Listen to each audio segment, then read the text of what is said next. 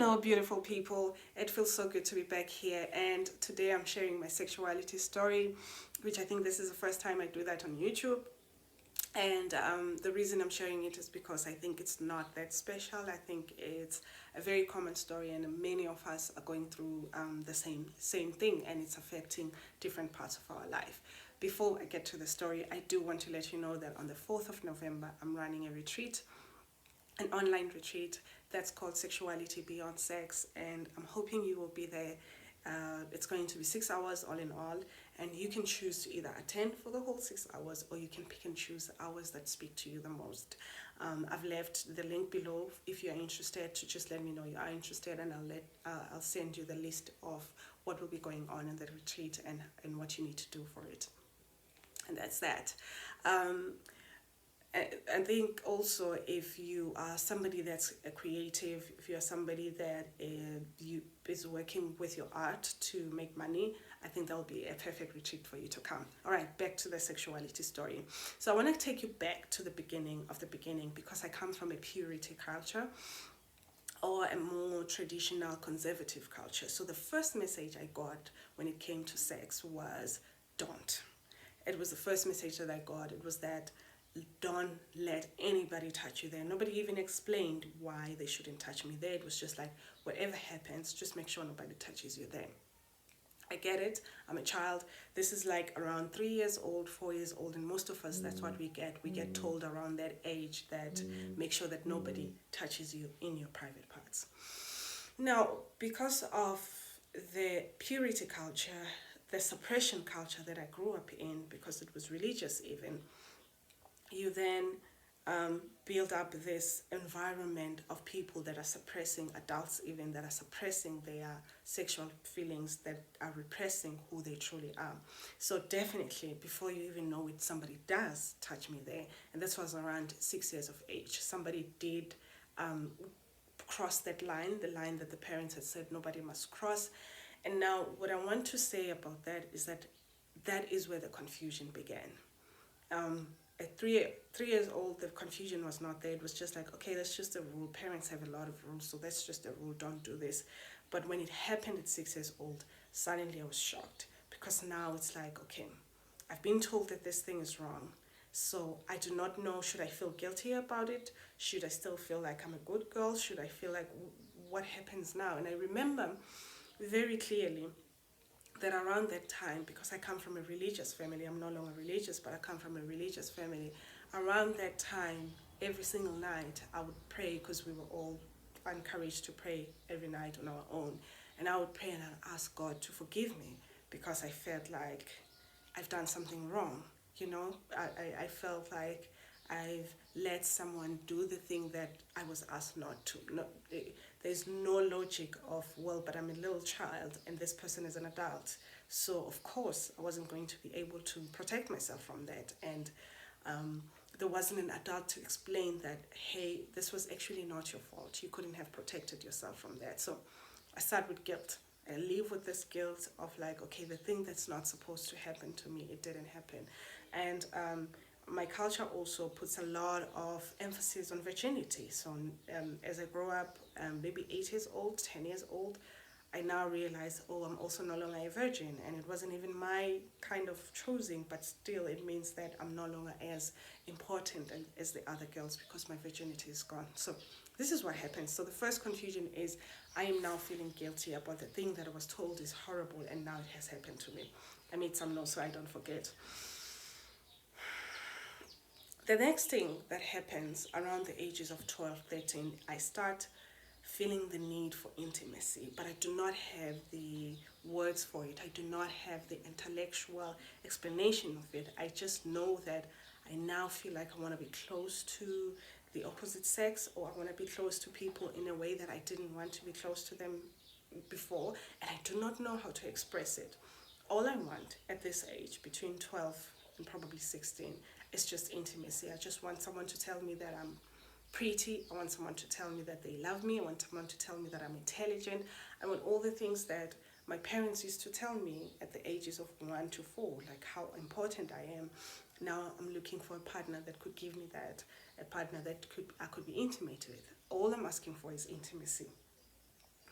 And suddenly, as I want to be intimate, someone comes and asks to date, and I'm like, yeah, let's date. And then suddenly it feels like saying yes to dating them is saying yes to having sex with them too. And that becomes very confusing because it seems like I am taking them on a ride. And I find myself in this position, and I think many of us have found ourselves in this position. And this didn't just happen around the ages of 12, all the way to my 20s, where you are with a person and you've gone too far to say no. There is still an opportunity to say no to whatever sexual advances they are making, but it's just like, oh, it's gone too far.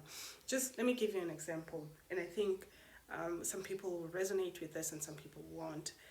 The example is you go to dinner with someone and you have a nice dinner and you're enjoying their company, you think they are great, and then they suggest, and they're like, hey, how about we go home and we continue this and we watch a movie? And you're like, yeah, I would like a movie. I'm enjoying your company. It would even be better to go home and enjoy your company even more. And once you're inside the house, you're probably watching the movie, I don't know, from the bedroom or something. And nobody had, I hadn't, I hadn't prepared myself for that. I didn't know that just by me going into a man's house, I have given him this idea that, oh, now we are ready to go for it. Still, I do not say no. I still keep saying, oh, okay, because now I feel like, I didn't know you said a movie, and I thought it was going to be a movie, but obviously there was more to it. And these are the early ages of being a woman, and I think men face the same thing too. I'm using gender very loosely here, and men face the same thing too, whereby if they get into a situation where they end up in a room with a lady, and this is like teen and early 20s, and you're in a room with a lady and you feel like she won't respect you if you do not offer sex. She won't, I don't know, she just won't see you as sexy if you do not offer her something. So that's another thing that happens. So that's the confusion of, I want intimacy, but I don't think I'm ready to have sex, but I do not have the language at that time to say that. I know I want you, but now I don't think I really want to go that far. More guilt, more stress. And then finally, I think around the ages of 19, I now want it. I feel like I would like to be sexual now. And then that happens. I go to that, and then there's the guilt because I was serving a God that does not believe you should have sex with someone unless you're in a committed relationship or you're married.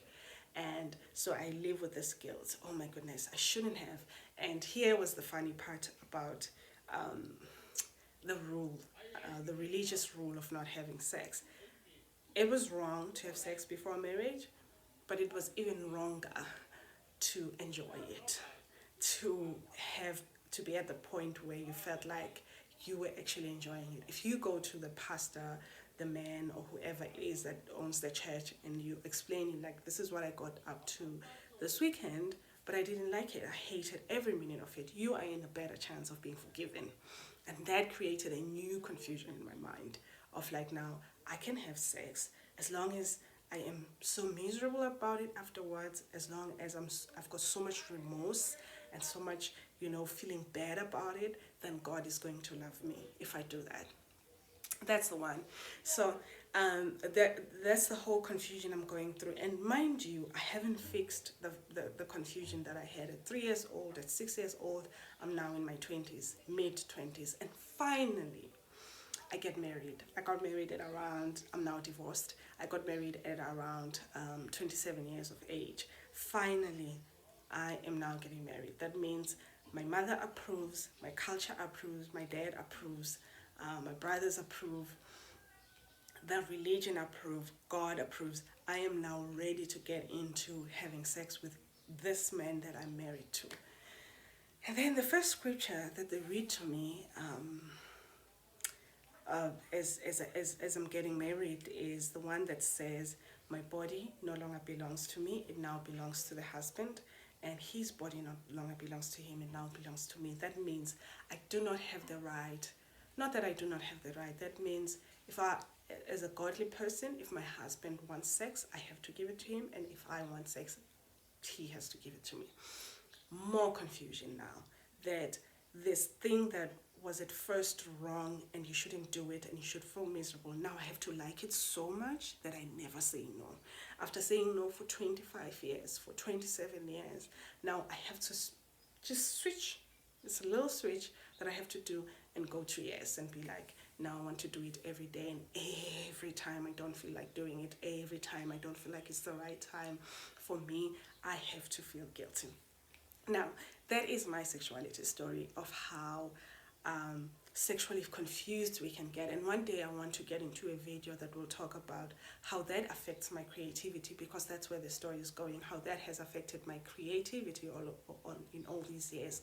It is only after divorce that I started realizing I have been confused for such a long time, because suddenly now I was like, I want to rediscover myself, I want to rediscover my sexuality, I want to rediscover who I am.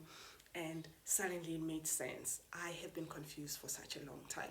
And on one of the videos very soon, I do want to take this story and compare it to how it affected me in my creative work. So far, thank you so much for being here. And I have a Discord group that I would love for you to join. If you're interested, just put on the message on the subject on this form down here that you're interested in the Discord group, whether you're interested in the Discord group or you're interested in the retreat. See you soon. Bye-bye.